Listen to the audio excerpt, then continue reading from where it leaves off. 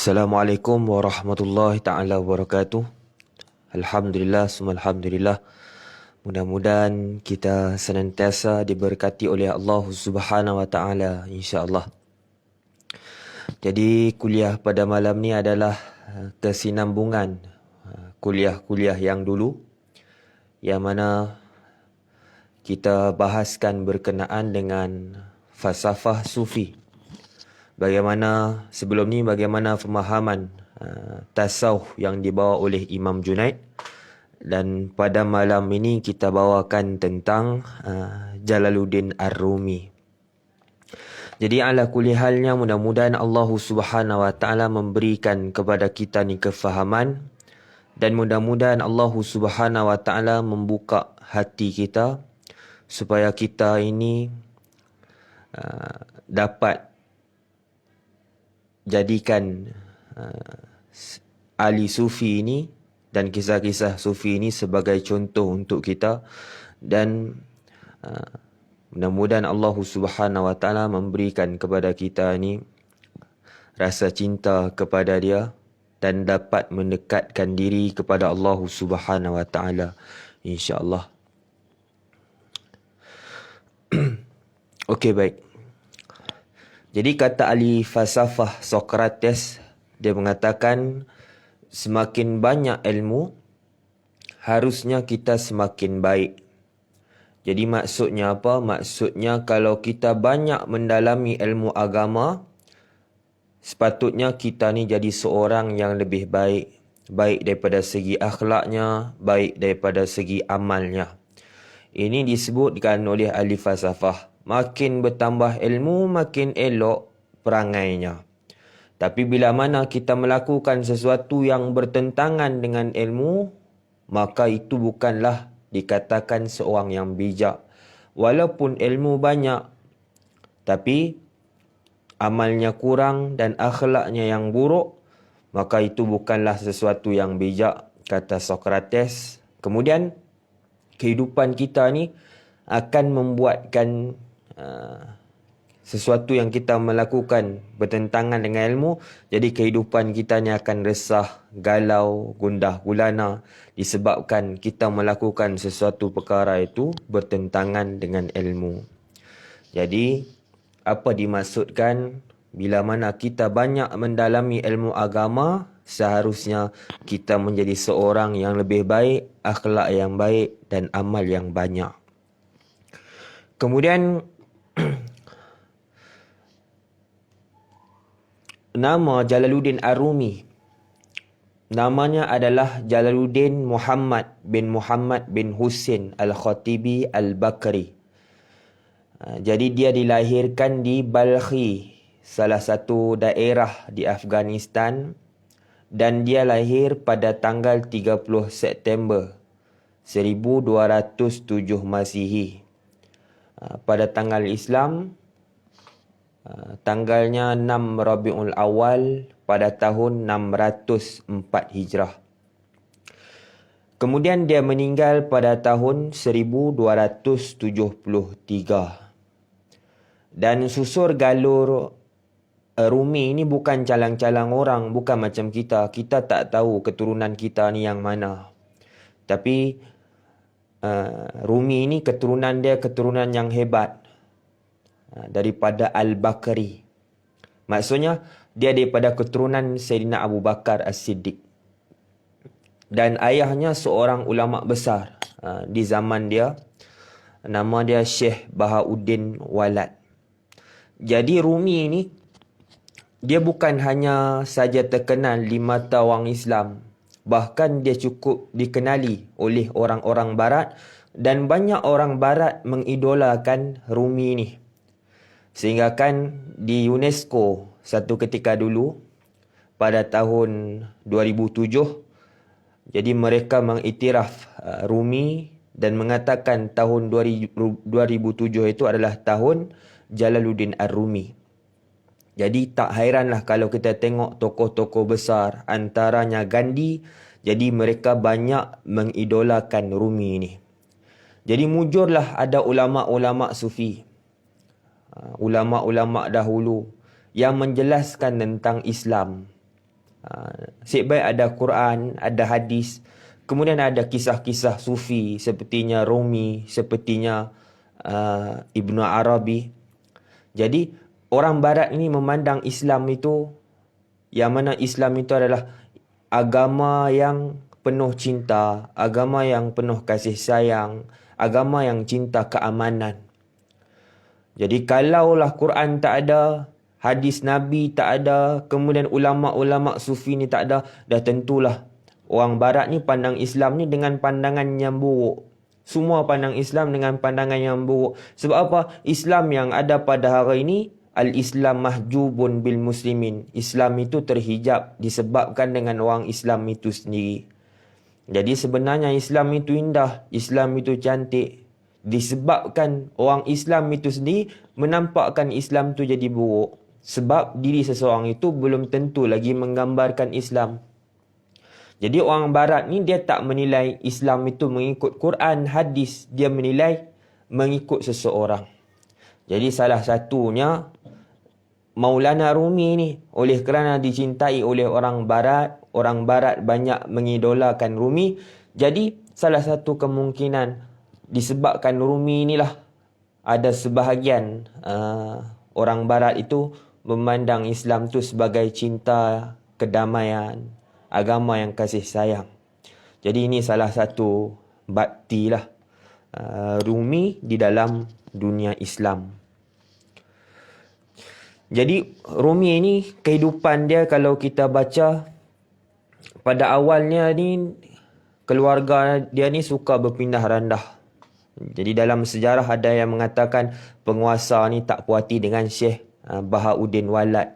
Jadi itu sebablah mereka ni berpindah. Ketika Rumi 3 tahun, dia berpindah di salah satu negara Turki. Bandar dia di Konya dan daerah Rom satu ketika itu. Jadi dia tinggal di Rom. Jadi itu sebablah Jalaluddin Rumi ni digelarkan sebagai Ar-Rumi. Sebab apa? Ar-Rumi itu tempat yang dia tinggal dahulu di Konya, Turki. Kemudian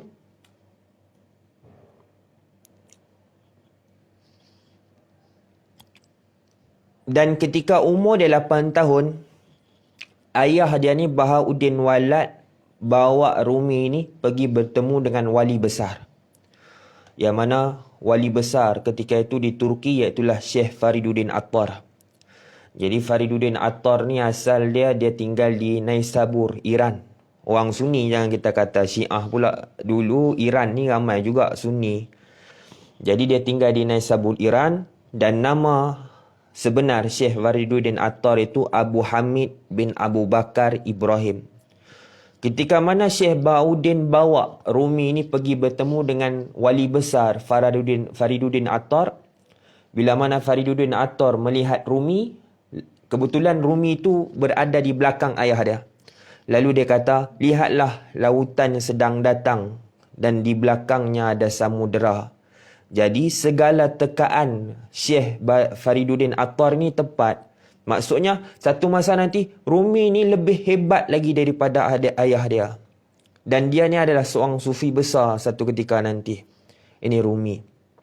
Ketika mana ayah dia meninggal, ayah Rumi meninggal, kemudian Rumi lah jadi peganti, jadi guru. Mengajar segala anak murid ayah dia. Dan pelajar Rumi satu ketika dahulu hampir lebih daripada ribuan. Hampir dalam 4,000 orang belajar dengan Rumi.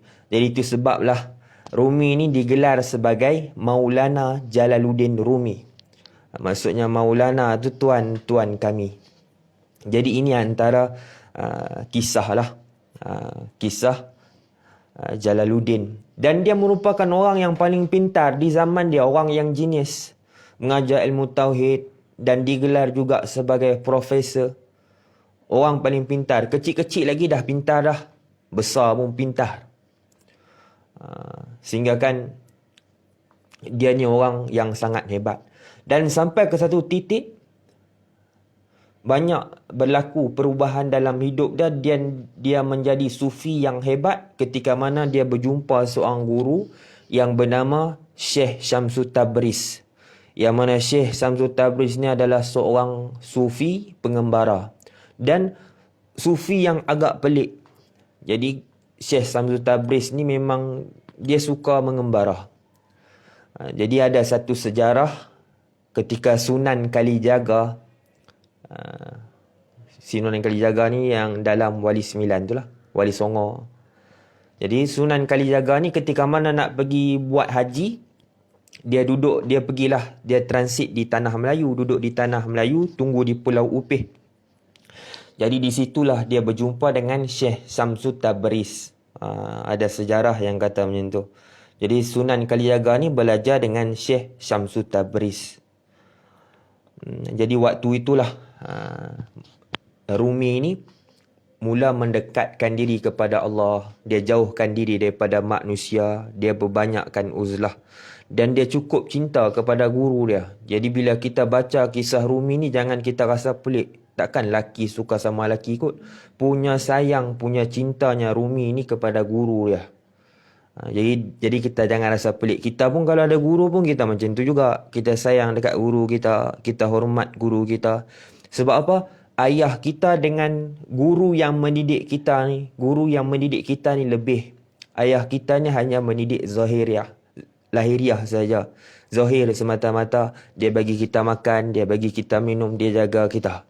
Tapi adapun guru, bukan setakat zahir saja dia mengajar, malah batin kita. Jadi itu sebab kita kena mencintai guru kita. Kasih guru kita. Sehingga kan di antara adab belajar dengan guru, bila guru tu jalan depan kita, kita kena tunduk, hormat dengan guru kita. Jadi Jalaluddin Rumi ni dia cukup cinta dekat Syekh Syamsul Tabriz. Sampaikan satu saat berlakunya fitnah, lalu Syekh Syamsul Tabriz ni tinggalkan Rumi. Jadi bila mana dia kena tinggal dengan Syekh dah, Rumi ni sedih, tekanan. Lalu bila dia tekanan, dia pergi rumah anak murid dia. Anak murid dia bernama Salahuddin. Jadi dia duduk di rumah anak murid dia Salahuddin. Kebetulan Salahuddin ni salah seorang yang pandai menempa besi. Pandai buat pedang. Jadi dalam keadaan dia duduk di rumah anak murid dia tu, tengah termenung, tiba-tiba dia dengar bunyi ketukan besi. Anak murid dia tu duk ketuk besi lah. Bila ketuk besi tu, makin lama ketukan besi tu berlega-lega di telinga dia. Jadi semakin lama dia dengar ketukan tu menjadi lafaz Allah. Seperti macam orang berzikir Allah, Allah, Allah, Allah. Dalam tak sedar, Rumi ni dia lahirkan. Tiba-tiba dia bergerak. Bergerak mengikut alunan ketukan besi tu. Jadi di situlah lahirnya tarian yang agak hebat lah, agak tersohor, iaitulah tarian sufi menari ataupun wiriling darwish. Kalau orang barat kata sufi berputar. Jadi di situlah Rumi ini mengeluarkan segala bakat-bakat dia. Pada saat ketika dia ditinggalkan oleh guru dia, waktu itulah dia ni jadi seorang yang pandai berpuisi, lahir puisi macam-macam. Kemudian dia bersama dengan seorang Syekh Usamuddin menubuhkan fahaman dia. Lalu lahirlah tarikat yang dibawa oleh Rumi ini adalah tarikat Maulawiyah. Saya tak pasti di Malaysia ada ke tak ada tarikat ni. Tarikat Maulawiyah. Tapi di Malaysia ni banyaknya tarikat Syatariah. Kalau di belah Kedah banyaknya Syatariah. Kemudian di sebelah banyak juga tarikat Naqsabandiyah. Naqsabandiyah Khalidiyah, Naqsabandiyah Haqqani. Kemudian tarikat apa yang banyak lagi di Malaysia? Tarikat Ahmadiyah di Negeri Sembilan. Jadi tarikat Maulawiyah tak pasti ada di Malaysia ataupun tidak. Tapi setahu saya mungkin ada kot tarikat yang dibawa oleh Jalaluddin Arumi ni dekat Malaysia. Tapi di Indonesia ada. Jadi di situlah lahir tarikat Maulawiyah. Jadi dia bersama dengan seorang guru juga, iaitulah Syekh Husamuddin. Jadi dia mengembangkan ajaran Rumi ni. Kemudian kitab yang dikarang oleh Rumi banyaklah. Antara kitab-kitab yang besar. Antara kitab-kitab yang besar dikarang oleh Rumi, iaitulah kitab Rubaiyat. Setengah kata ada 1,600 bait puisi. Dan setengah lagi kata ada 3,318 bait puisi. Jadi kitab Rubaiyat ni kalau di Malaysia tak pasti ada orang ajar ataupun tidak. Tapi di Indonesia ada orang ajar kitab Rubaiyat ni. Kalau kita nak mengaji kitab Rubaiyat ni yang dikarang oleh Rumi, kita boleh follow. Ada pengajian online. Siapa nama dia? Kiai Kuswadi Asy-Syafi'i. Kita boleh buka Facebook dah dan kita boleh mengaji. Dia mengajar kitab Rubaiyat. Jadi dia salah satu mengembangkan fahaman Rumi ni, Kiai Kuswaidi ni. Kita boleh follow. Kemudian kitab yang dikarang oleh Rumi iaitulah Diwan Syamsul Tabriz. Ada sebanyak 36,000 bait puisi.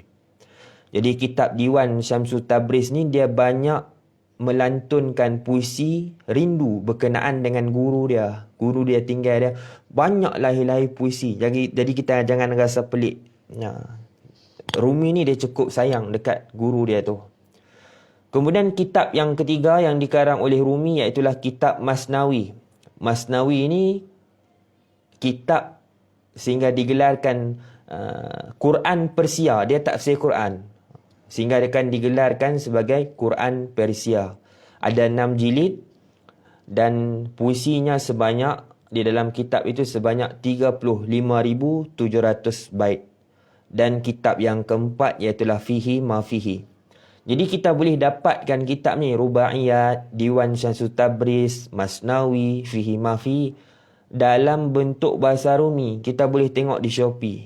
Ada orang karang. Tapi dalam bentuk bahasa Rumi lah kita boleh baca bagaimana pemahaman dan puisi yang dilontarkan oleh Jalaluddin Ar-Rumi.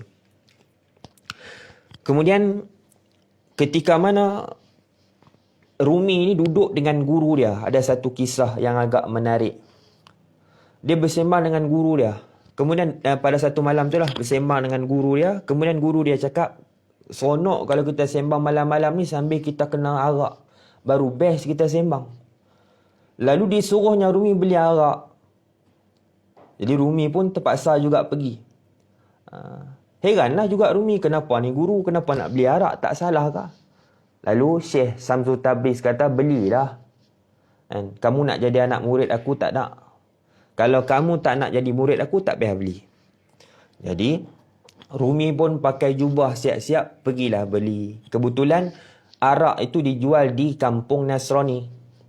Dia pergilah ke kampung Nasrani dengan pakai jubah apa semua, masuk di kedai beli arak, lalu diletakkan di dalam jubah. Jadi bila keluar daripada kedai, ada dua orang Nasrani ni tengok Rumi. Jadi dia ni sufi besar ni. Tak apalah. Dia mengintai, mengendap. Sampailah di depan masjid. Lalu orang Nasrani ni jerit. Habislah masyarakat Muslim di masjid tu dengar. Dengar orang Nasrani tu kata, lihat ni, syekh besar kamu, orang sufi, wali Allah minum arak. Ya, dia orang Islam ni bila dengar macam tu mengamuk lah. Tengok-tengok betul ada arak di Rumi. Lalu dipukulnya Rumi tu. Bila Rumi tu dipukul, datanglah guru dia, Syekh Samsul Tabriz. Jadi Syekh Samsul Tabriz ni lah menghalang orang supaya jangan pukul ni Rumi ni. Jadi Syekh Syamsul Tabriz kata, apa yang kamu buat ni kamu silap faham semua. Sebenarnya yang Rumi bawa ni bukan arak. Sebenarnya air kosong saya. Cuba kamu rasa. Jadi bila dirasa betul, bukannya arak, air kosong ya. Jadi apa pelajaran yang kita boleh ambil di sini? Iaitulah pelajaran dia, apalah sangat kita nak membanggakan dengan nama. Apalah ada sangat dengan nama dan gelaran itu. Jadi kita nak membanggakan nama. Kenapa? Kita nak membanggakan gelaran yang ada pada kita. Kenapa? Jadi jangan duk sibuk jaga nama. Tujuannya apa? Tujuannya nak bagi masyarakat ni pandang mulia dekat kita. Masyarakat ni hormat dekat kita.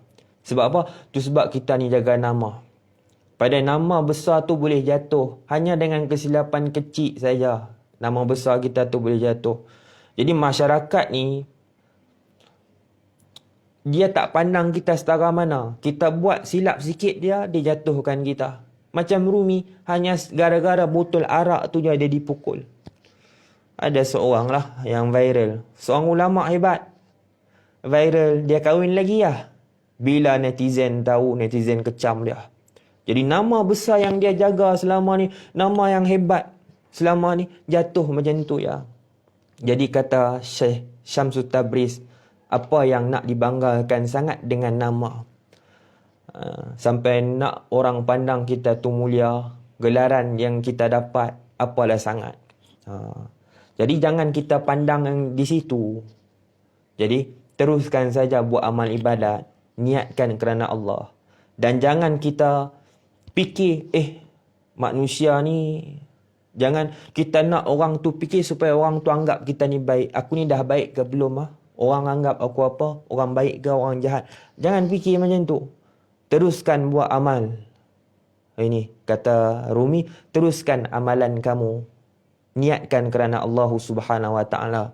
Orang nak sangka kita jahat ke, orang nak sangka kita baik ke, biarkan. Jadi ini yang disebut oleh Maulana Rumi. Jadi kita boleh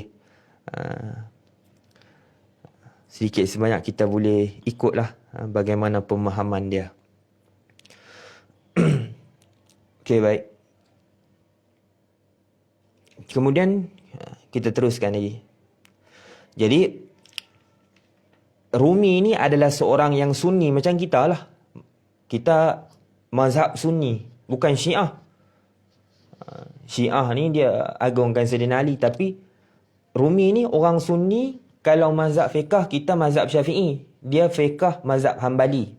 Kemudian tauhid dia mengikut Imam Abu Mansur Al-Maturidi. Kita samalah dengan kita. Jadi orang Sunni cukup mengagungkan Rumi itu. Okey, baik. Kemudian kata Rumi, tajuk yang seterusnya, jangan melihat lahiriah. Jangan melampaui lahiriah, kata Rumi.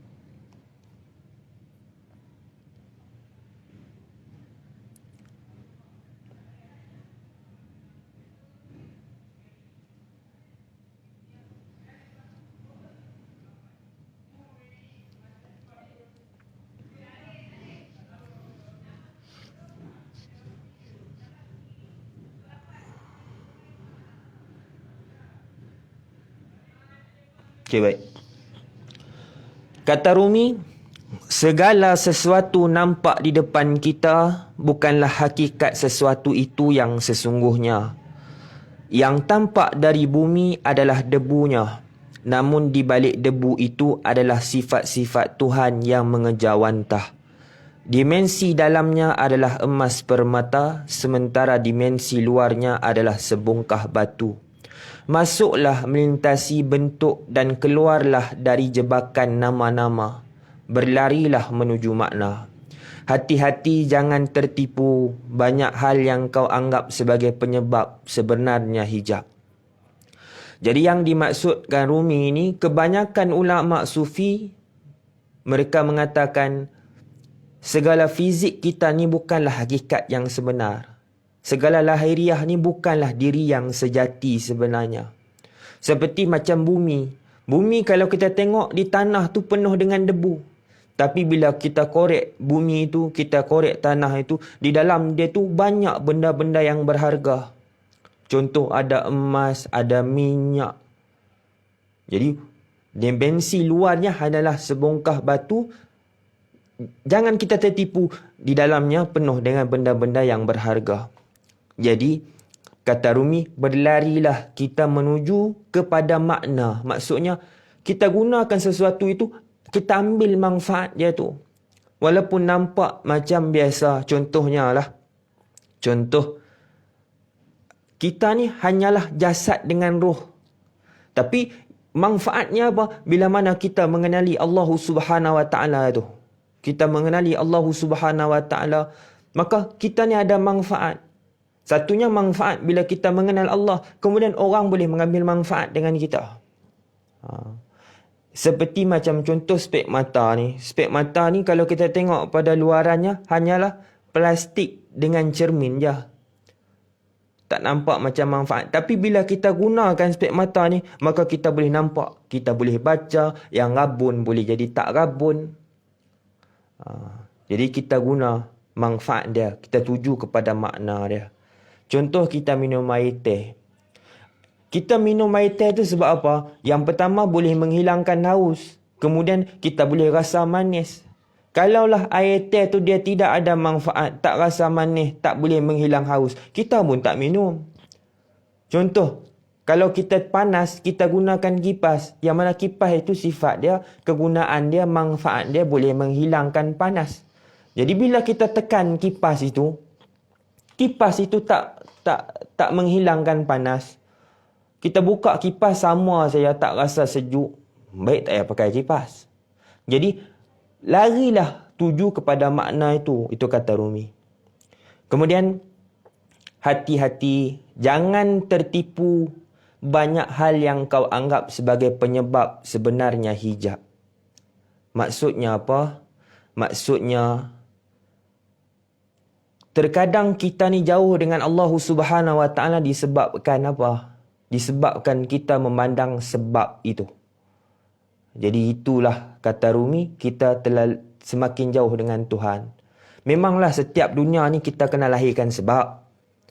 Dan sebab itu bukanlah sesuatu yang memberikan bekas. Yang memberikan bekas itu adalah Allah.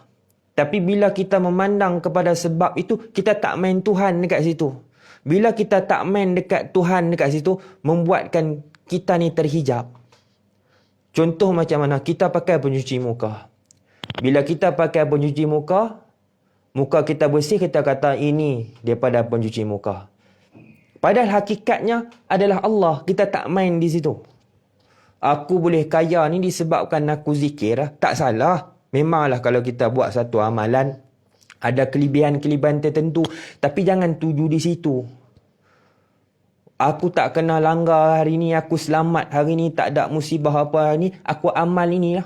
Kita pandang kepada penyebab semata-mata. Kita tak main Allah dekat situ. Bila kita tak main Allah dekat situ, terkadang itu menyebabkan kita terhijab dan kita jauh kepada Allah Subhanahu Wa Taala. Jadi ini disebutkan Rumi.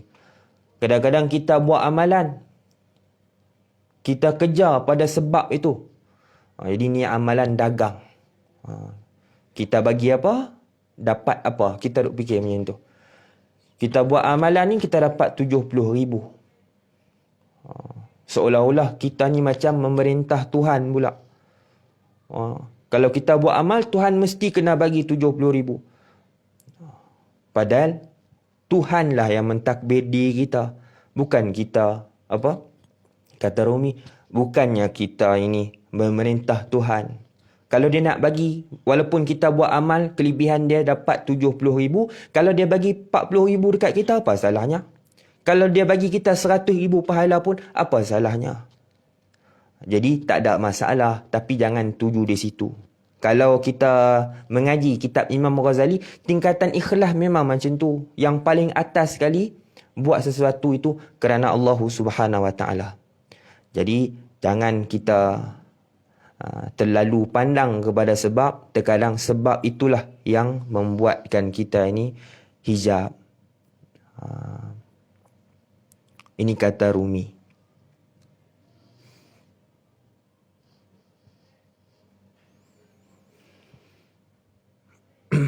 Kemudian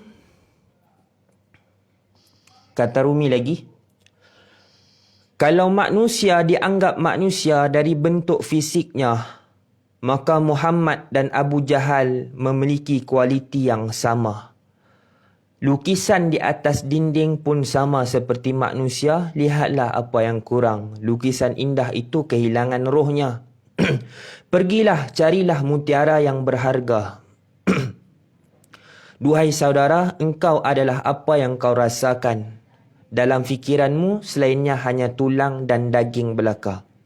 Kalau engkau anggap dirimu bunga, maka engkau adalah taman bunga. Kalau engkau anggap dirimu semak berduri, maka engkau hanyalah bahan bakar perapian.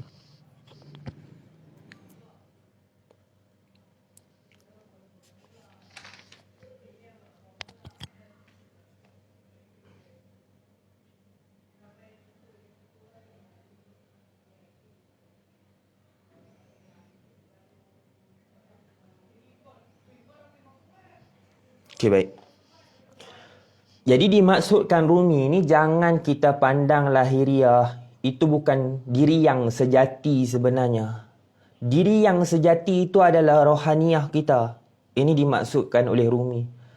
Kalaulah hanya kita memandang sekadar lahiriah, sekadar fisiknya saja, Muhammad dan Abu Jahal memiliki kualiti yang sama. Nabi Muhammad pun orang Arab, Abu Jahal pun orang Arab.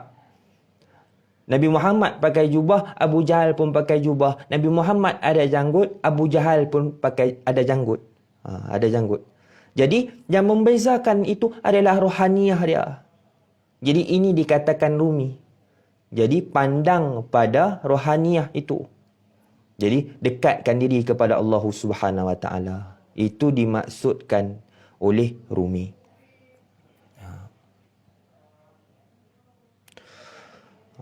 Jadi jangan kita heran kalau orang tu berjanggut, kalau orang tu ada kepiah, kita tengok terus-terus dia bom orang.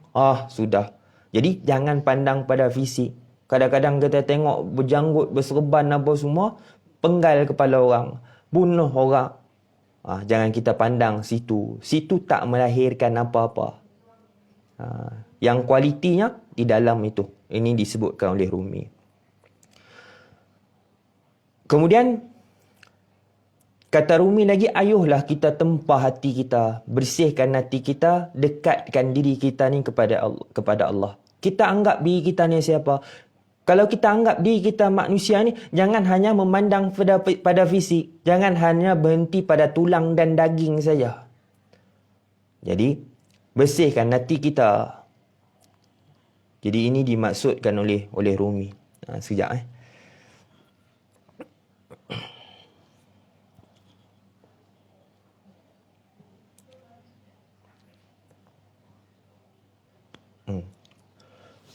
Jadi jangan kita perhati pada fisik kita semata-mata.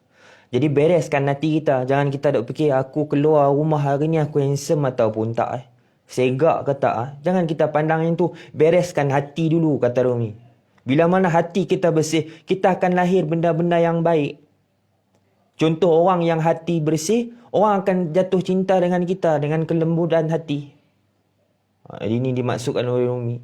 Jadi banyaknya ada di dalam perkara agama tu, dia bukan hanya sekadar memandang pada lahiriah, malah batin hati kita. Contoh, bila mana kita puasa, kata Nabi, ramai orang yang berpuasa, tapi melainkan dia hanyalah lapar dan dahaga semata-mata. Sebab apa? Sebab dia tak jaga batin dia. Tengah-tengah puasa duk dengki dengan orang. Tengah-tengah puasa dendam dengan orang. Yang boleh didapat hanyalah lapar dan dahaga semata-mata. Jadi, Rumi ni dia tekankan pada apa? Pada rohaniah. Okey, baik. Kemudian tajuk yang seterusnya berkenaan dengan manusia sebagai mikrokosmos. Kata Rumi berpendapat manusia adalah mikrokosmos, alam kecil. yang mampu menyerap makrokosmos alam kabir di dalam bingkainya yang kecil. Ada ratusan dunia yang tidak terlihat di dalam diri manusia, sehingga seorang penyair berkata, tidak patut mencari keindahan di luar jati dirinya. Kata Rumi, engkau sendiri adalah seluruh. Engkau sendiri adalah masyarakat, engkau satu dan ratusan ribu jumlahnya. Kemudian kata Rumi, intelek manusia mampu menerangkan rahsia ini sampai sedalam-dalamnya bila digosok oleh cinta.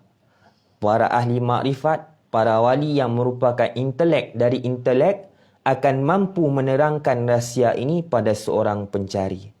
Jadi maksudnya apa? Maksudnya para ahli makrifat, para wali ini, dia mampu menerangkan rahsia-rahsia ilahiyah. Rahsia-rahsia alam ini disebabkan apa? Disebabkan adanya perasaan cinta itu. Jadi cinta itu dia melahirkan segala-galanya. Kemudian Rumi mengatakan bahawa manusia ni adalah mikrokosmos. Sebenarnya dalam diri kita ni ada alam semesta. Tapi alam semesta ni yang berbentuk mini. Jadi alam semesta ni makrokosmos, alam besar lah. Tapi dalam diri kita ni ada mikrokosmos sebenarnya, alam kecil. Dan dalam diri kita ni lah. Jadi Allah Subhanahu Wa Taala sebut di dalam Quran, lihatlah pada sekelilingmu. Jadi di dalam diri kita ni sebenarnya ada sifat-sifat alam.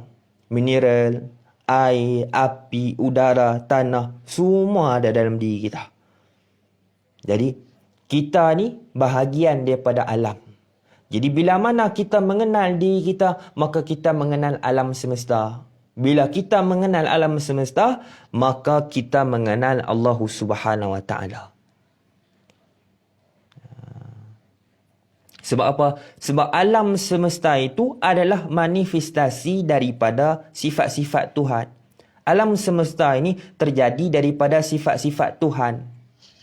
Jadi ini dimaksudkan oleh Rumi.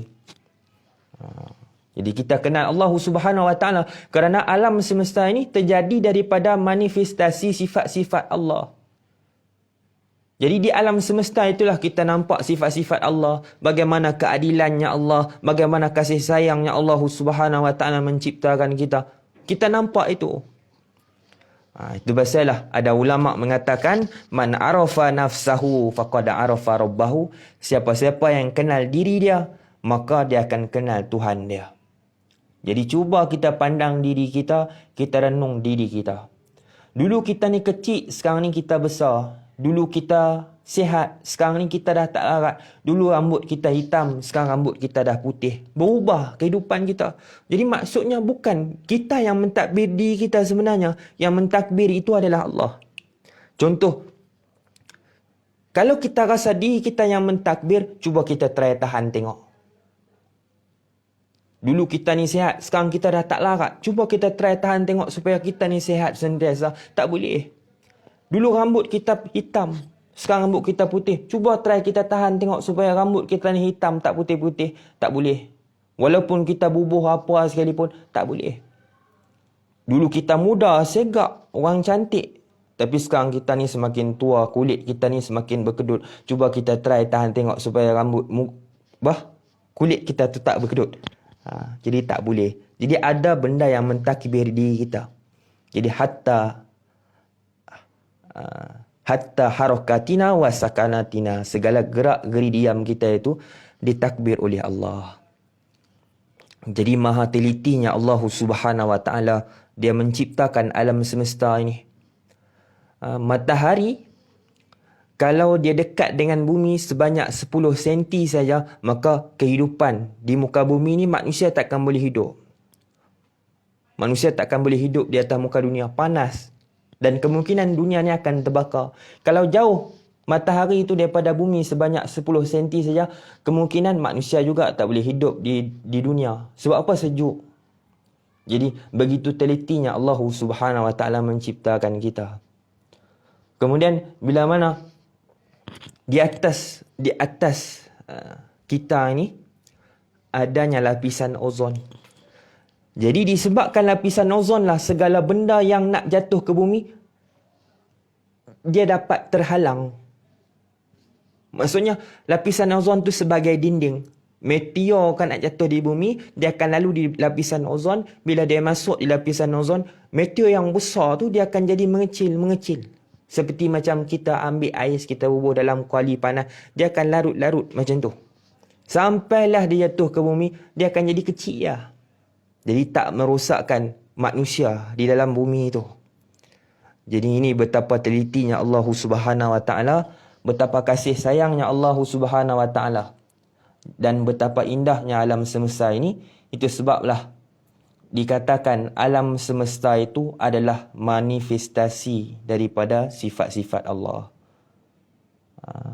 Jadi janganlah kita rosakkan alam semesta. Sebab apa? Sebab alam semesta ni bahagian daripada kita. Kalau kita rosakkan alam semesta, kita pun sakit sebenarnya. Sebab kita pun alam semesta itu, alam semesta ada pada diri kita. Ini dipanggil sebagai mikrokosmos. Alam besar tu makrokosmos. Jadi kita ni bahagian daripada alam. Kalau kita rosakkan alam, bila alam rosak, kita pun jadi rosak. Kita pun jadi sakit, sesak nafas dan sebagainya. Sebab alam itu. Jadi ini disebutkan oleh Rumi. Bagaimana pemahaman dia. Okey, baik. Kemudian seterusnya. Kata Rumi, jangan kau seperti iblis hanya melihat air dan lumpur ketika memandang Adam. Lihatlah di balik lumpur beratus-ratus ribu taman yang indah. Jadi apa yang dimaksudkan oleh Rumi?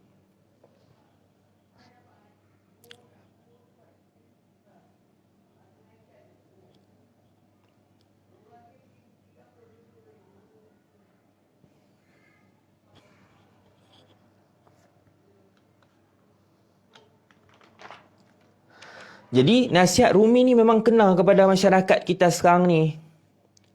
Kita pandang manusia tu seperti macam pandangan iblis. Hanya melihat Nabi Adam tu lumpur semata-mata. Padahal di dalam diri Adam itu ada beratus-ratus ribu taman yang indah. Jadi kita kalau dah tak suka dekat orang tu, kalau kita dah benci dekat orang tu, seolah-olah orang tu tak ada baik langsung. Jadi kita banyak pandang manusia macam tu. Tak ada kebaikan langsung. Padahal setiap manusia tu ada sisi-sisi baik dia. Setiap roh tu dia ada baik dia. Wa nafakha fihi min ruhi. Allah Ta'ala cipta roh. Setiap manusia tu ada sisi-sisi baik dia. Kalau kita tengok pembunuh pun dia ada sisi-sisi baik dia. Tapi disebabkan apa? Disebabkan dia tu terhijab. Ni kata Rumi. Disebabkan dia tu terhijab, dia tak nampak sisi-sisi baik dia. Apa yang kita perlu buat, tolong dia. Bukan hina. Bukan caci. Ini disebutkan oleh Rumi. Ini kenalah pada saya sendiri dan kita semua. Kalau kita tengok orang yang bunuh, walaupun nampak dia tu jahat, bila dia balik, lepas daripada bunuh, dia balik, dia sapa isteri dia. Dia makan. Dia makan tu baik. Jaga tubuh badan baik. Allah Ta'ala ciptakan jasad kepada dia. Dia jaga diri dia. Itu baik. Kemudian dia dukung pula anak dia. Dia kasih sayang pula dengan anak dia. Tu baik. Jadi sisi-sisi baik dia tu kita kena tengok juga. Jadi janganlah seperti macam iblis.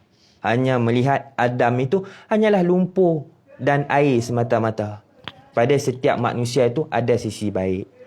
Jadi kita kena tolong. Jadi apa yang patut manusia ni kena tegur je lah. Kalau dia tak nak terima, biarlah. Jadi itu saja kita ni. Orang nak balik ke Kedah, masuk ke kanan. Dia masuk ke kiri. Kita tanya dia, kenapa nak pergi Kedah masuk ke kiri? Bukan jalan ke kiri, jalan ke kanan. Lepas tu dia kata, ikut suka akulah nak masuk kanan ke kiri. Sudah. Biarlah kita dah tegur dah. Dia tak nak sudah. Jadi ini dimaksudkan oleh Rumi. Jadi jangan kita memandang manusia itu seperti macam iblis. Kita kena ingat setiap manusia itu ada sisi-sisi baik dia.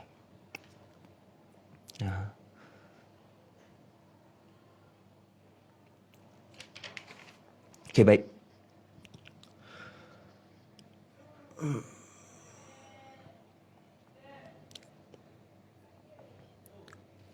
Mana? Okey. Kemudian akal. Kata Rumi sering mengemukakan batas-batas pemikiran akal manusia. Misalnya kisah seorang ahli tata bahasa dan tukang perahu. Secara sederhana tapi tepat, Rumi menggambarkan orang yang paling terpelajar di suatu bidang boleh menjadi bodoh dalam bidang yang tidak ia pelajari. Ahli tata bahasa ia misalkan sebagai ahli-ahli ilmu former. Sedangkan tukang perahu adalah sufi. Rumi ingin mengatakan dalam kisah ini bahawa pengalaman langsung dalam kehidupan lebih penting dari sekadar ilmu pengetahuan. Orang yang berpengalaman akan lebih mudah menghadapi kehidupan dan malapetaka dibanding orang yang tidak berpengalaman, sekalipun ilmu pengetahuan yang dia miliki banyak. Jadi ada perbandingan orang yang ada ilmu dan orang yang berpengalaman. Lebih lagi daripada orang yang ada ilmu semata-mata tapi dia tidak ada pengalaman. Jadi orang yang ada pengalaman ni, bila mana dia melalui kehidupan, segala susah payah dia akan boleh hadapi. Sebab apa? Sebab dia pernah merasai. Jadi ilmu ni hanyalah semata-mata ilmu saja. Jadi akal itu bukanlah segala-galanya, kata Rumi. Akal itu hanyalah transit. Jangan kita berhenti pada akal semata-mata. Dan akal itu sebagai transit untuk kita tahu sesuatu yang melebihi daripada akal. Jadi bukan akal itu tak penting. Penting. Tapi jangan kita berhenti pada akal semata-mata. Kalau kita baca Quran, sesuatu ayat tu, ada sesuatu yang kalau kita baca, kita tak boleh cerna dengan akal kita. Maka kita kena beriman. Jadi bukan berhenti pada akal semata-mata. Dalam kitab Masnawi yang dikarang oleh Rumi, dia cerita ada seorang ahli tata bahasa dengan seorang tukang perahu. Jadi ahli tata bahasa tu dia naik perahu kawan tu. Dalam keadaan tengah berlayar naik perahu, dia tanya dekat tukang perahu tu. Maklumlah dia ahli tata bahasa. Dia tanya, kamu tahu tak bagaimana kalimat majmuk itu? Jadi kalimat majmuk ni kalimat sebahagian, kalimat jamik itu keseluruhan. Jadi tukang perahu ni dia tak belajar, dia kata saya tak tahu. Lalu diperlilah oleh si tata bahasa ni. Dia perli apa? Apalah kamu ni? Dah besar, dah tua pun tak tahu tata bahasa. Kalimat majmuk pun tak tahu. Ya memang dia tak tahu. Kemudian dalam tengah belayar tu tiba-tiba kapal dia tu bocor. Perahu dia tu bocor. Bila perahu bocor, tukang perahu tanya balik dekat ahli tata bahasa tu, kamu tahu berenang tak? Ahli tata bahasa tu kata, saya tak tahu berenang. Alah, dia perli balik, tukang perahu tu perli balik. Alah, takkan dah tua macam ni tak tahu berenang kot. Ni sekarang perahu dah bocor dah, pandai-pandai lah kau. Jadi, apa yang dimaksudkan oleh Rumi di sini, maksudnya setiap manusia tu dia bukan memiliki ilmu kesemuanya. Kita hanya tahu, akal kita ni hanya mampu mencerna hanyalah sebatas pengalaman. Sebatas bidang kita saja.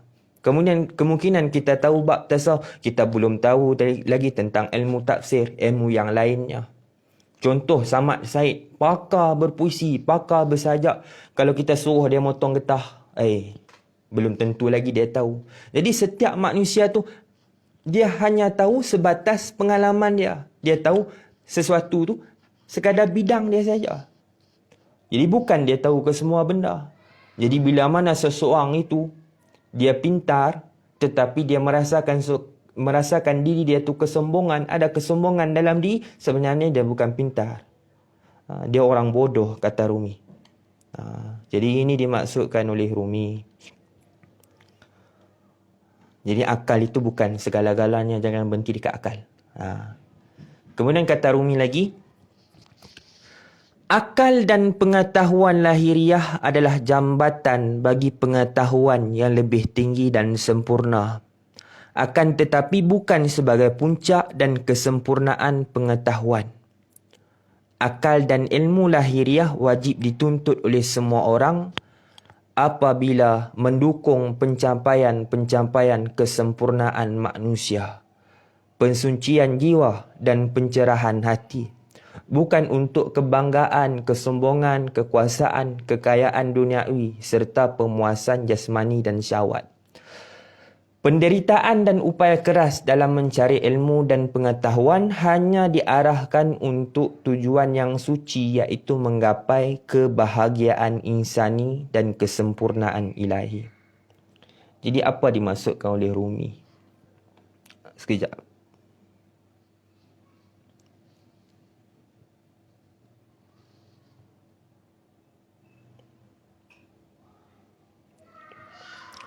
Jadi yang dimaksudkan oleh Rumi, akal dan ilmu yang kita belajar tu biarlah sebagai wasilah.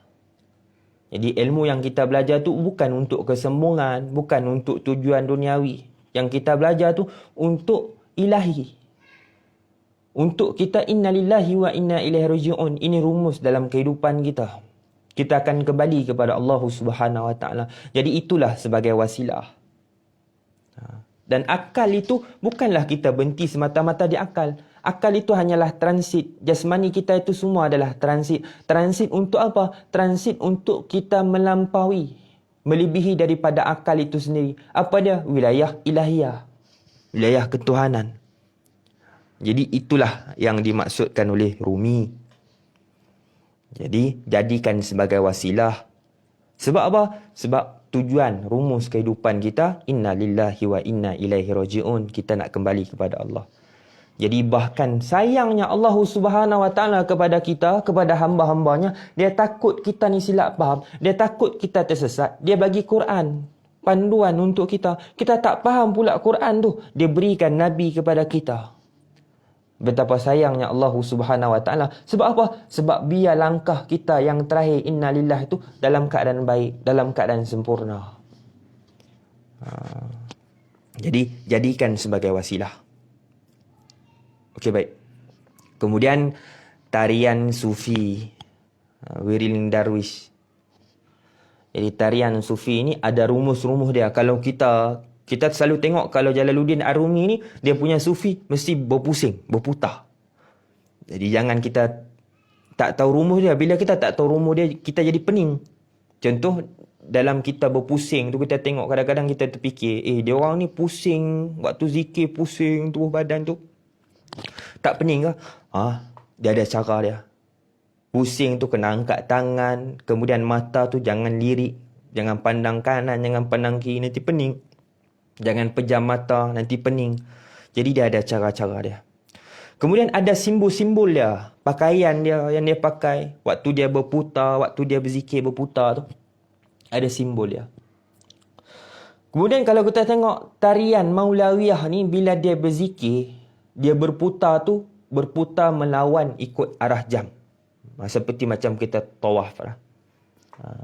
Semakin keras lantunan pujian, semakin putaran kita tu semakin cepat. Kemudian topi yang tinggi. Kalau kita tengok orang duk berzikir tu di Turki, di Konya ke zikir Maulawiyah tu, dia akan pakai songkok tinggi. Jadi songkok tinggi tu sebagai simbol. Simbol apa? Simbol kubur. Jadi jangan, memang bukan untuk pakai untuk kita duk nayang kepada orang, tak. Itu adalah simbol ibarat seperti macam kubur. Kita kuburkan ego kita, kuburkan hasrat dunia, kuburkan nafsu. Jadi tak ada orang pakai songkok tu hanya sebagai untuk menunjuk dekat orang, keluar jalan-jalan, tak ada. Bawa pergi mall pakai songkok tu, tak ada. Kemudian baju putih, jubah yang dia pakai tu sebagai cahaya kesucian. Baju putih yang dia pakai tu sebagai cahaya kesucian yang menutupi keegoan. Maksudnya buang keegoan. Kemudian kalau dia nak berzikir tu, dia ada start. Lepaskan jubah hitam, barulah dia nak gerak. Jadi itu adalah terlahir kembali secara spiritual. Kemudian yang lagi, menyilangkan tangan Menyilangkan tangan di dada adalah tanda tauhid ketundukan. Kalau kita tengok tarikat Maulawiyah, dia akan letak tangan di sini. Jadi dia letak tangan di situ bukannya tanda, kita jangan cakap tanda Kristian, tak. Itu adalah tanda tauhid ketundukan dia kepada Allah Subhanahu Wa Taala. Kemudian bila saat dia berzikir, dia berputar tu, tangan kanan di atas, tangan kiri di bawah, lalu dia pusing. Jadi tangan kanan itu isyarat meminta hidayah, minta hidayah kepada Allah. Dan tangan kiri itu bila kita dapat hidayah, kita dapat ilmu dan sebagainya, kita sampaikan kepada manusia. Jadi sebab apa mereka berzikir dalam keadaan berputar? Lalu antara tarikat Maulawiyah mengatakan bahawa sebab dunia ni pun berputar, semua benda di atas muka dunia ni berputar, termasuk kita manusia pun kita berputar. Dulu kita tak ada, sekarang kita ada, kemudian kita tak ada, takkah berputar? Takkah berputar itu? Begitu juga dengan kehidupan siang malam berputar, silih berganti. Jadi itu sebablah tarian Whirling Dervish ini dia berputar. Okey, baik. Kemudian kata Rumi lagi. Panas. Ustaz, no air.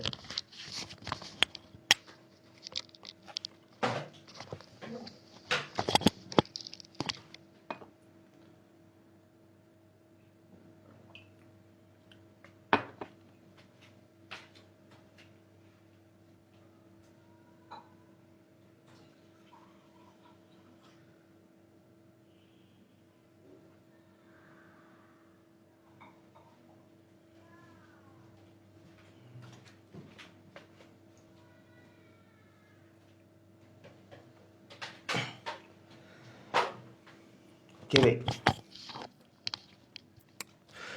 Kata Rumi, jika engkau belum mempunyai ilmu, hanyalah prasangka, maka milikilah prasangka yang baik tentang Tuhan. Begitulah caranya. Jika engkau hanya mampu merangkak, maka merangkaklah kepadanya. Jika engkau belum mampu berdoa dengan khusyuk, tetaplah persembahkan doamu yang kering, munafik dan tanpa keyakinan itu. Kerana Tuhan dengan rahmatnya tetap menerima mata wang palsumu.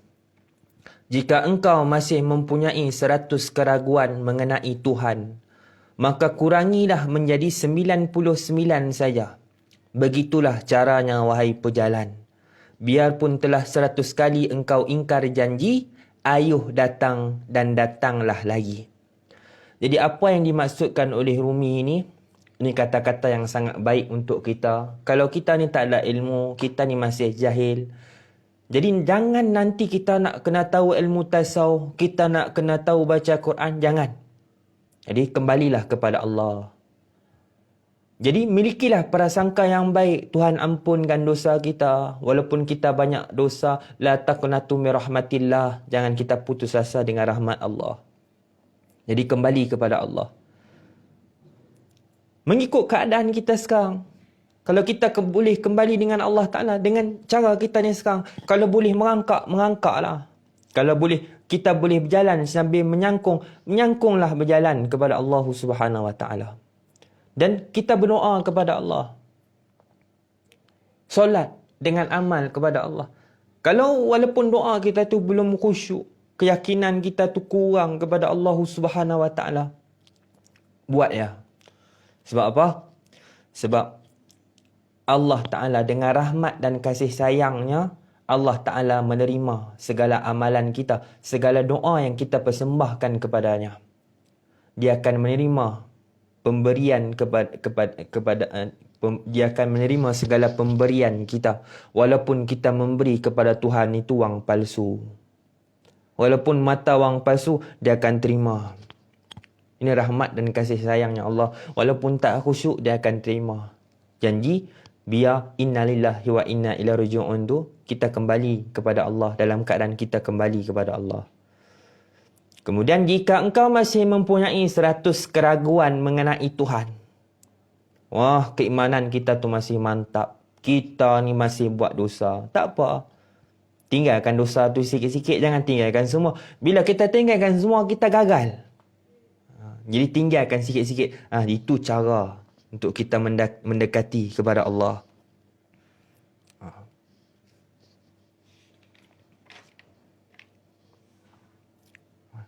Jadi jangan malu-malu dengan Allah. Dan tidak ada kata yang terlambat. Saya ni tak ikhlas lah. Tak apa, buat je lah. Saya ni kalau bersedekah mesti nak riak. Tak apa, sedekah je lah. Riak-riak lah. Sebagai satu latihan. Lama-lama dia okey lah. Ini disebutkan oleh Rumi. Jadi jangan kita kata tunggu tua nantilah saya baru nak berubah. Tak boleh. Dia kata kalau kita tunggu tua nanti baru nak berubah. Jadi selalunya susah untuk kita. Sebab bila mana kita ni dah tua, pemikiran kita tu susah. Pemikiran kita tu jadi macam keras. Jadi kita susah nak terima, susah nak berubah. Jadi itu. Jadi dekatkan diri kepada Allah. Saya tak kahwin ni umur 30 dah. Tak apa lah.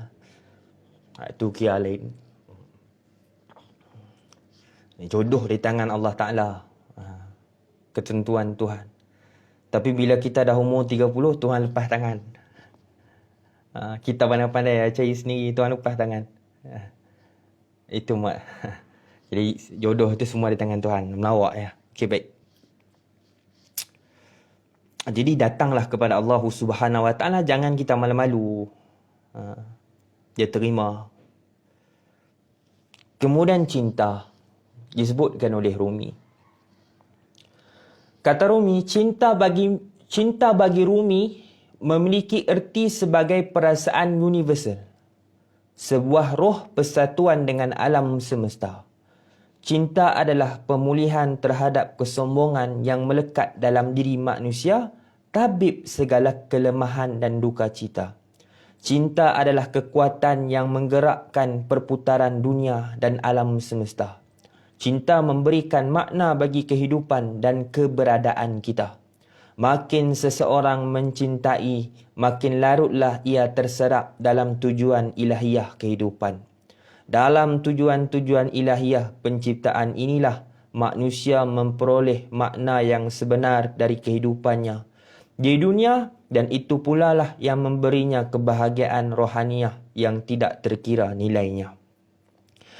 Maksudnya, cinta ini seluruh kaum, seluruh manusia menganggap cinta itu adalah luhur.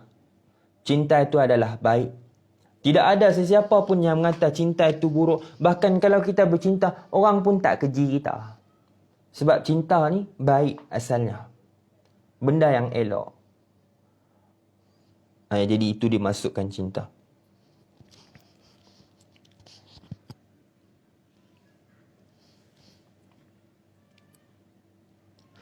Jadi cinta itu ubat. Cinta itu ubat. Ubat dari kesombongan, ubat daripada segala kelemahan dan duka cita. Bila mana kita ni berhubungan dengan seseorang, kalau kita jatuh cinta, apa yang kita lakukan? Maka yang pertama sekali, sifat cinta itu, kita berhubungan dengan seseorang itu tidak ada tujuan. Tidak ada minta balasan. Contoh seorang ibu dan ayah, dia jaga anak dia penuh kasih sayang. Dan segala apa yang dia lakukan, susah payah dia, sakit lelah dia jaga anak, nak besarkan anak, dia tak minta balasan. Apa tujuannya apa? Nak bagi anak dia tu bahagia. Nak bagi anak dia tu tak macam orang lain, tak susah macam orang lain. Anak dia tu senang satu masa. Jadi segala susah payah dia tu, dia tak minta dibalas. Jadi ini sifat cinta, dia tak minta balasan apa-apa. Kemudian cinta itu dia melatih jiwa. Cinta melatih jiwa. Yang pertama, jiwa tu tak jadi sombong. Kemudian, bila mana seseorang ni cinta, maka seseorang pencinta itu dia akan rendah diri. Sebab apa? Sebab bila mana kita bercinta, dia tak fikir diri dia lagi. Bila mana kita jatuh cinta, kita akan lenyapkan ego kita. Kita tak fikir dah tentang diri kita. Apa yang kita fikir tentang diri yang kita cintai itu. Contoh, macam isteri kita. Kita dapat duit. Bila kita dapat duit, apa yang kita buat? Kita tanya dia, kamu nak makan dekat mana? Apa yang kamu suka? Jom abang belanja. Jadi kita tak bawa isteri kita tu makan di tempat yang kita suka, di tempat makanan yang kita inginkan. Tak, atas keinginan isteri kita. Jadi maksud cinta itu, dia tak fikir tentang dirinya lagi. Kalau cinta itu ada tujuan, masih ada tujuan, masih minta dibalas, masih menghidupkan keinginan diri sendiri, kita bawa isteri kita pergi makan tempat yang kita suka, tak peduli keinginan isteri kita, maka kata Rumi, itu masih belum dikatakan cinta. Cuba kau lihat Rabi'atul Adawiyah. Tengok kisah Rabi'atul Adawiyah. Dia selalu, kalau dia buat amal ibadat, dalam syair-syairnya mesti kita tengok, apakah engkau redha kepada aku ya Allah, aku buat macam ni. Jadi aku akan resah, hati aku akan resah bila mana aku yakin bahawa engkau redha setiap amalan aku, engkau redha. Jadi selagi mana dia tak yakin Allah Ta'ala redha kepadanya, hati dia ni resah, hati dia ni galau. Jadi ini disebutkan oleh Rabi'atul Adawiyah. Kemudian kata Rabi'atul Adawiyah, dia berdoa kepada Allah, dia kata, wahai Tuhan, jika amalan aku ini, wahai Tuhan, boleh, jika amalan aku ini yang aku buat ini untuk ke syurga-Mu, tujuan untuk masuk ke dalam syurga-Mu, maka jauhkan aku daripada syurga-Mu, wahai Tuhan.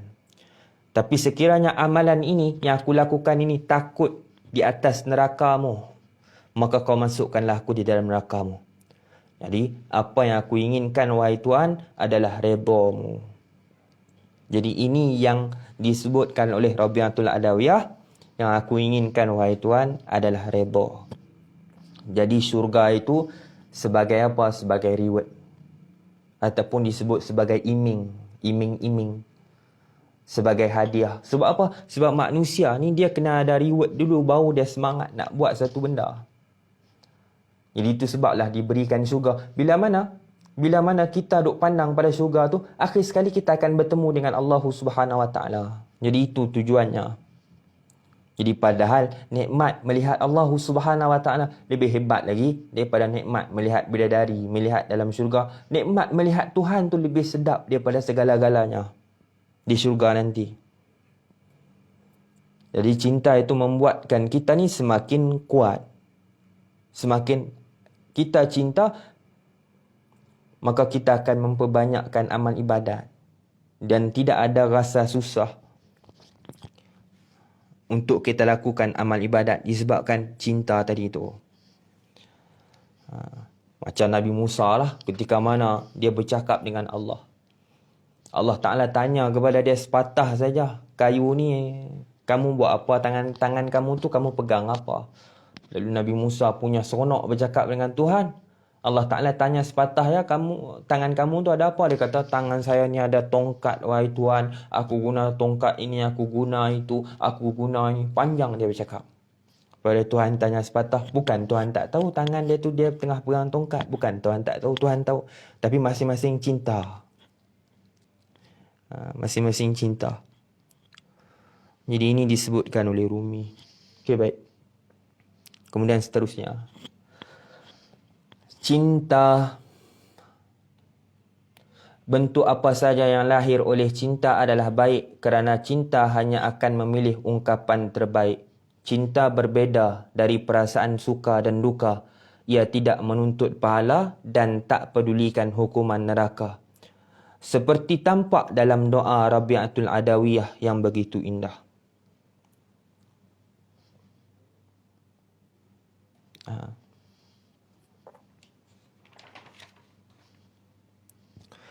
Jadi ini salah satu kalam cinta. Kalau kita tengok movie Ketika Cinta Bertasbih, dia gunakan ayat ni.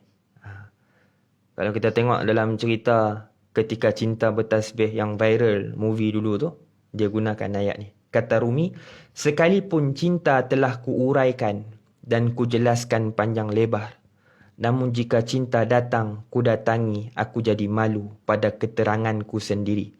Meskipun lidahku telah mampu menguraikan dengan terang, namun tanpa lidah, cinta ternyata lebih terang, sementara pena begitu tergesa-gesa menulisnya.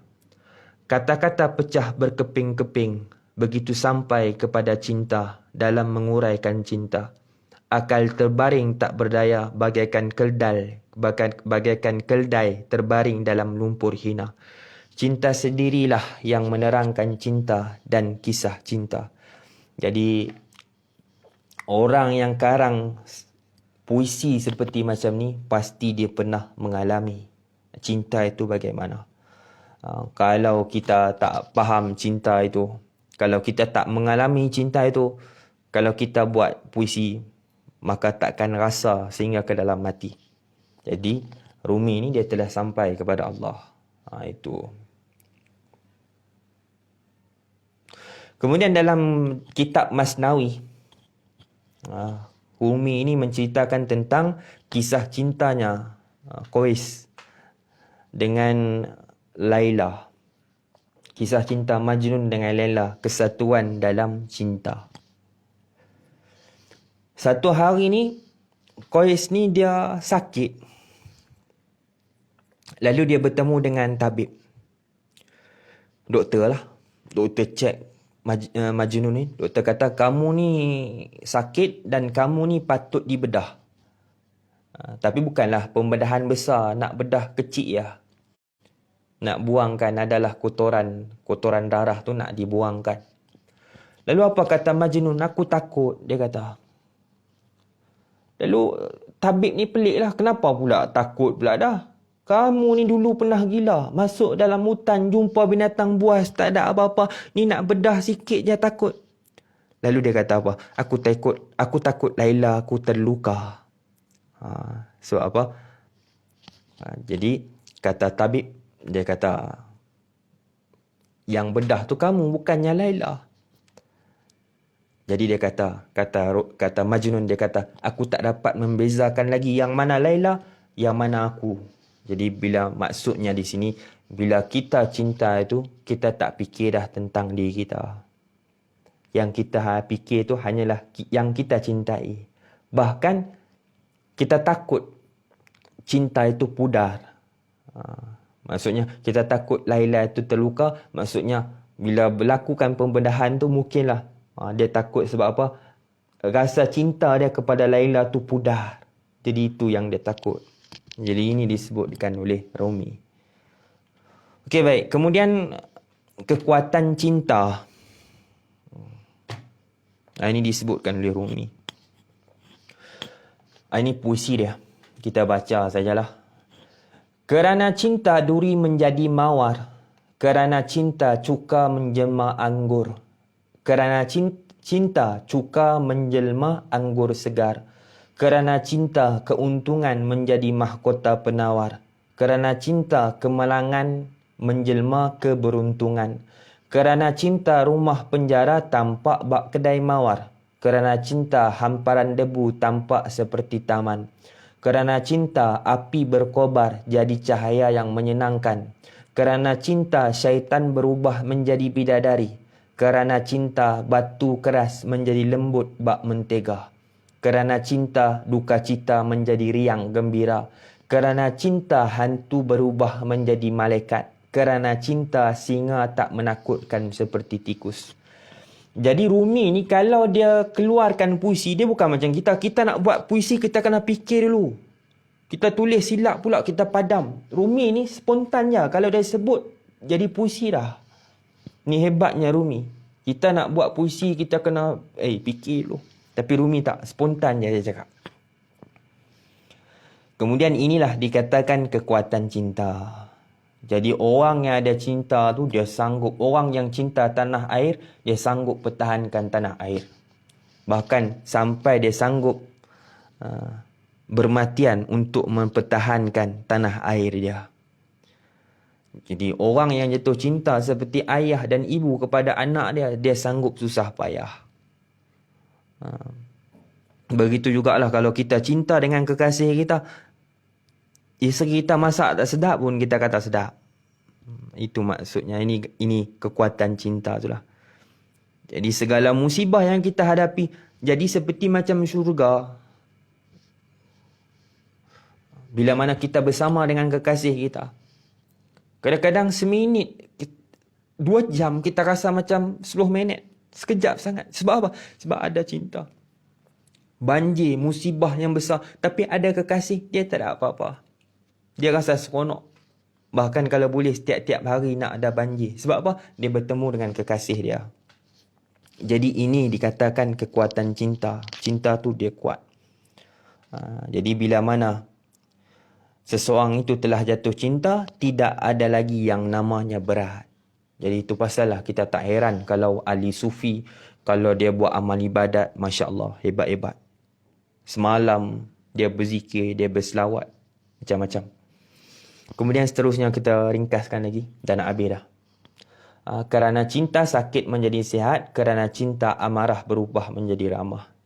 Kemudian kata Rumi, jangan terikat dengan dunia. Lepaskan ikatan yang membelenggu jiwamu. Bebaskan dirimu selama ini kamu diperbudakkan harta. Kilauan emas dan perak membuat matamu tertutup. Kamu ingin memiliki dunia. Kamu ingin mengisi cawanmu dengan seisi lautan. Apa gunanya? Perhatikan tiram. Dia mengisi diri dengan air secukupnya. Dan dia melahirkan mutiara. Isilah dirimu dengan air kasih. Kasih yang boleh mengubati segala bentuk penyakit. Kasih yang boleh menaklukkan keangkuhan. Kasih yang memabukkan Musa di atas bukit Sinai. Jadi apa maksudnya di sini? Sekejap.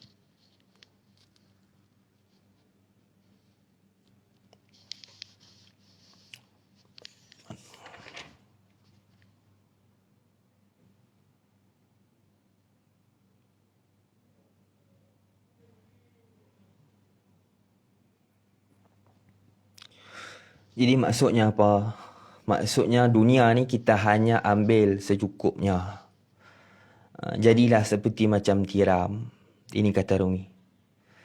Jadilah seperti macam tiram. Tiram ni dia isi air secukupnya ya. Tapi air yang secukupnya itu melahirkan mutiara. Jadi kita di dunia ni hanyalah sebagai tetamu. Jadi bila mana kita ni banyak bawa dunia, banyak beban pada diri kita, maka kita ni tidak akan sampai kepada Allah. Lambat nak sampai kepada Allah. Kita tak akan kuat berjalan. Jadi ini disebutkan oleh Rumi. Kemudian kata ada satu kisah lah.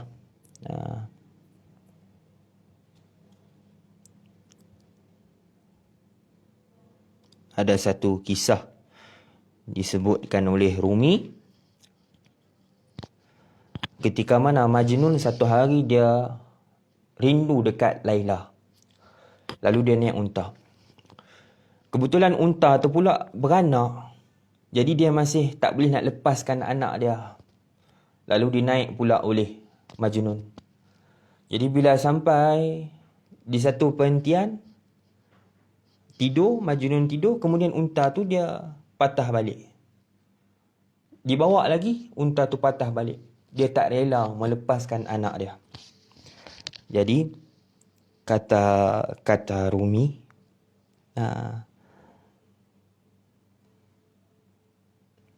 selalunya maksudnya nak pergi rumah Laila tu sampai 3 hari macam tu je. Tapi unta ni buat perangai berhari-hari nak sampai. Sehingga kan berbulan. Lalu kata Rumi, kenapa aku bersandar padamu? Jadi aku silap faham. Dia kata, aku keliru. Kenapa aku bersandar kepadamu? Kemudian dia turun daripada unta tu. Bila turun, kaki dia patah. Bila kaki dia tu patah, dia ikat kaki dia. Kemudian dia jalan tu sambil berguling. Sampailah ke rumah Laila. Punya cinta kepada Laila. Jadi, kita... ini sebenarnya isyarat. Jadi unta itu dikatakan seperti macam dunia. Sekejap.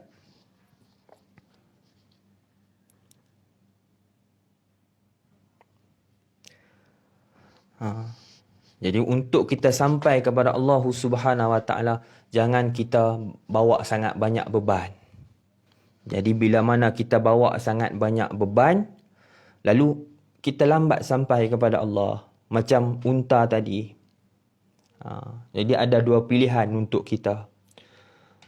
Sama ada kita tinggalkan segala beban yang ada pada kita dan kita mengilahikan beban tersebut. Contoh, isteri kita. Jadi kalau isteri kita tu membebankan kita untuk kita mendekatkan diri kepada Allah, tinggal. Ataupun kita jadikan isteri kita tu sama macam kita mengilahikan juga. Jadi ini dimaksudkan ni. Kalau kita bawa sangat beban, maka kita tidak akan sampai kepada Allah. Lambat nak sampai. Jadi kita susah nak sampai innalillah. Kemudian nafas kita tu masih tak sampai pada mutmainnah. Jadi ini salah satu cara lah. Kemudian yang lagi. Okey, dah nak habis lah. Kemudian yang lagi. Ada satu di dalam kisah, di dalam Masnawi. Khalifah, dia bertemu dengan Laila. Jadi bila mana Khalifah bertemu dengan Laila, dia kata, macam manalah Qais ni boleh suka dengan kamu, dia kata. Sedangkan kamu ni bukan cantik macam mana pun, bukan cantik apa pun. Biasa je.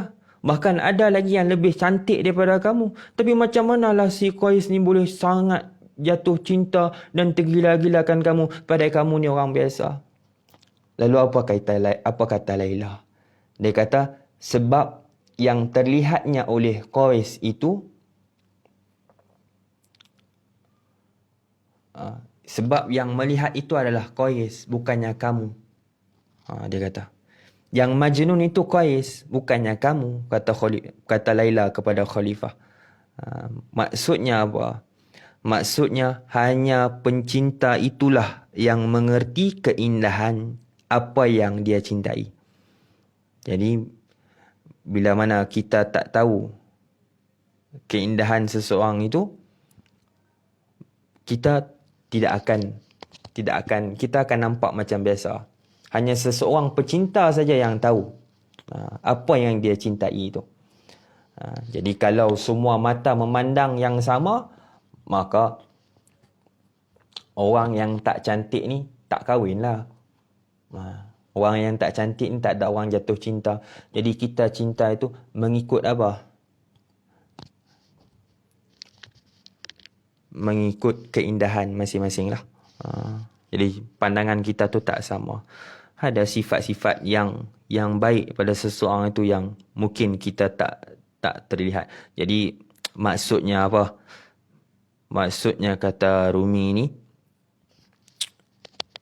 kalau semua manusia memandang yang sama, maka yang tidak cantik tak akan laku. Okey, baik. Yang terakhir, terringkas. Okey. Sekejap.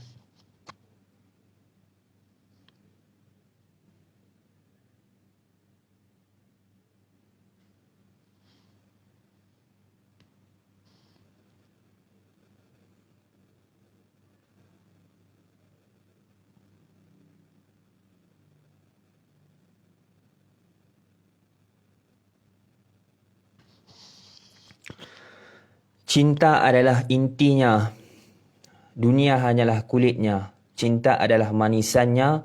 Dunia adalah piringnya. Agamaku adalah agama cinta. Adalah malu bagiku hidup melalui jasad dan roh belaka. Jadi, kata Rumi ni,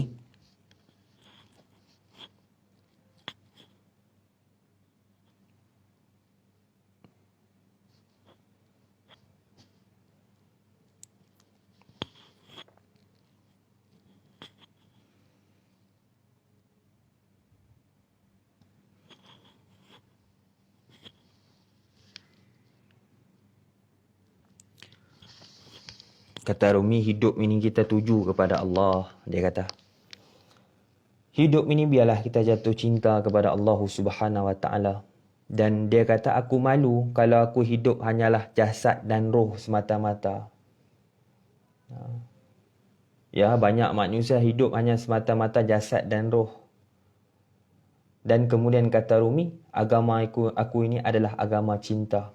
Maksudnya agama cinta ni adalah agama yang saling menyayangi. Kan? Orang sesama Islam, kita Islam, orang tu pun Islam, kita sama-sama masuk syurga. Jadi kalau kita ni masih pertahankan dengan pemahaman kita, dengan keegoan kita, dengan kedengkian kita, itu bukan agama cinta. Maksudnya agama cinta ni sama-samalah kita masuk syurga. Tak ada dengki antara satu sama lain. Ini yang dipanggil sebagai agama cinta. Jadi inilah ringkasan. Kemudian banyak orang kata Maulana Jalaluddin Rumi ni dia sufi saja, dia tak syariat. Tak. Ini kata-kata dia. Aku hanyalah debu yang ingin selalu menempel pada telapak kaki Muhammad. Maka cinta yang dibawa itu mengikut syariat Muhammad. Kemudian yang terakhir. Yang masih mentah tidak akan pernah tahu keadaan matang itu seperti apa. Kematangan itu seperti apa. Penjelasan lewat kata-kata tidak akan membantu. Jadi apa yang dikata oleh orang Rumi, dikata oleh Rumi,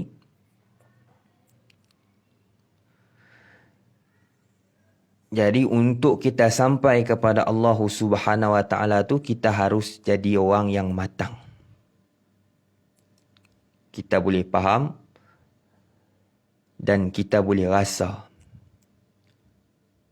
Yang faham pedas dia tahu pedas tu macam mana. Jadi banyak yang mentah sekarang ni dia tak faham.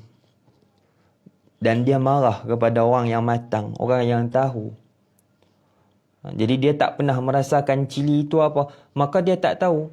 Lalu dia salahkan orang yang matang. Sebab orang yang matang ni dia tahu rasa macam mana. Jadi kebanyakannya kita menyentuh yang mentah ini marah kepada orang yang matang.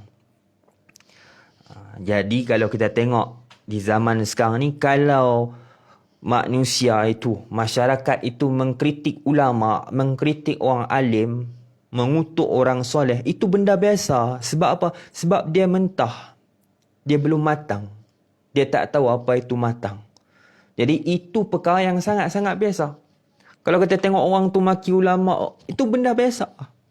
Memang macam tu. Sebab dia mentah, dia belum matang lagi. Tapi yang peliknya bila ulama marah masyarakat, yang tu yang pelik. Jadi yang tu kena tengok dia matang tak matang lagi. Kalau dia mengkritik orang awam, ulama orang yang alim mengkritik orang awam, tak tahu dia tu matang ataupun tidak. Jadi inilah sedikit sebanyak yang disampaikan oleh saya. Mudah-mudahan ada manfaat bagi kita semua. Yang baik daripada Allah, yang buruk daripada saya sendiri. Jadi mudah-mudahan dengan kisah ini kita dapat mendekatkan diri kepada Allah. Allah Ta'ala membuka hati kita supaya Allah Subhanahu Wa Ta'ala memberikan kita ini seperti macam cerita-cerita yang saya ungkapkan tadi. Jadi insya-Allah sekadar itu saja. Allah Subhanahu Wa Ta'ala. Assalamualaikum warahmatullahi taala wabarakatuh.